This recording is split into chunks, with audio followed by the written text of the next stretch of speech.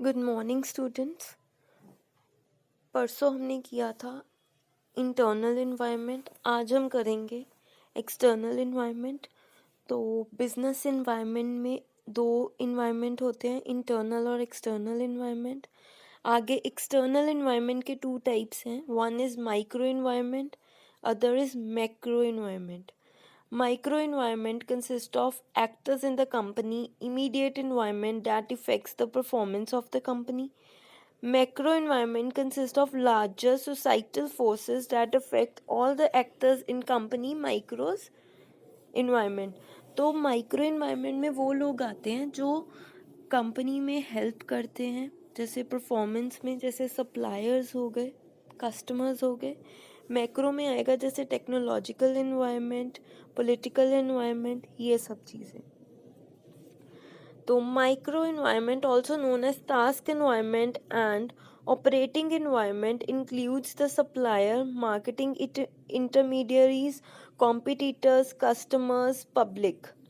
More intimately linked with company than macro factors. तो ये ज़्यादा क्लोजली अटैच्ड होते हैं कंपनी के। The micro forces need not necessarily affect all the firms in a particular industry in the same way. ज़रूरी नहीं है कि ये जो सप्लायर, कॉम्पिटिटर और कस्टमर ये एक ही तरह अफेक्ट करें, डिफरेंटली भी इफेक्ट कर सकते हैं। किसी को ज़्यादा इफेक्ट हो सकता है, किसी को कम इफेक्ट हो सकता है। Some of the micro factors are particular to a firm. Next is supplier होते कौन है? Those who supply the input to the company. Sources should be reliable.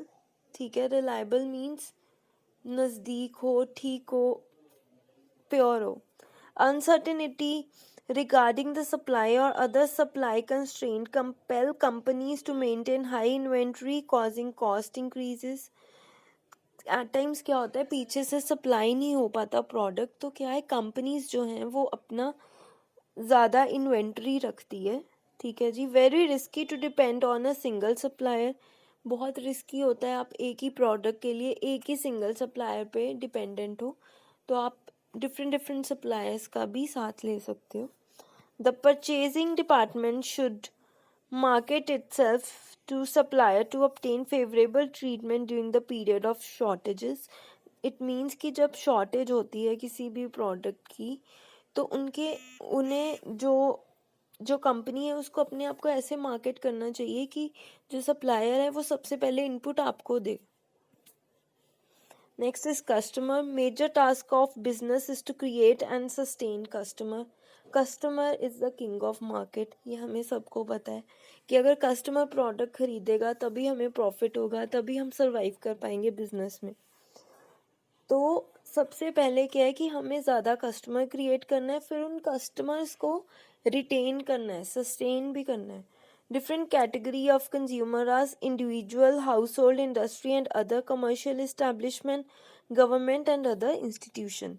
Depending on single customer is too risky. एक ही customer पे आप depend नहीं हो सकते, आपको नए से नए कस्टमर है उनको क्रिएट करना चाहिए। Choice of customer should be done by considering relative profitability, कि मतलब कितना को प्रॉफिट होगा, डिपेंडेबिलिटी, स्टेबिलिटी ऑफ डिमांड, कि कितनी वो डिमांड कर रहे हैं आपके प्रोडक्ट की, ग्रोथ प्रोस्पेक्टिव, कि उनकी डिमांड से कितना आप ग्रो कर पा रहे हो, एक्सटेंट ऑफ कंपटीशन, कितना कंपटीशन है बाकी कंपनीज में आपका। Next is competitors.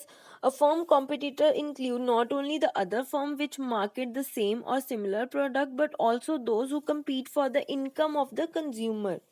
मतलब कि इसमें आपको सिर्फ ये नहीं देखना कि आप कंपटीशन दूसरी फर्म के साथ कर रहे हो, ठीक है, या दूसरी मार्केट के साथ कर रहे हो, इसमें you have to consider income of the consumer also.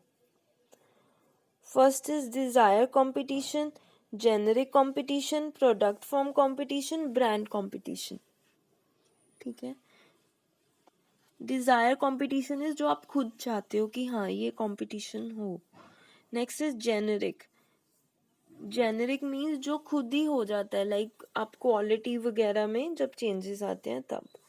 Product form competition is आप एक ही टाइम पे कितने टाइप के प्रोडक्ट प्रोड्यूस कर रहे हो। Next is brand competition.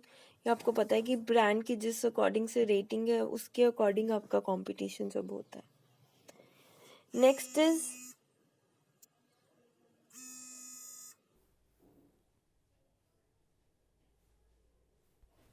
अब नेक्स्ट है marketing intermediaries, firms that aid the company in promoting, selling and distributing its good to final buyers.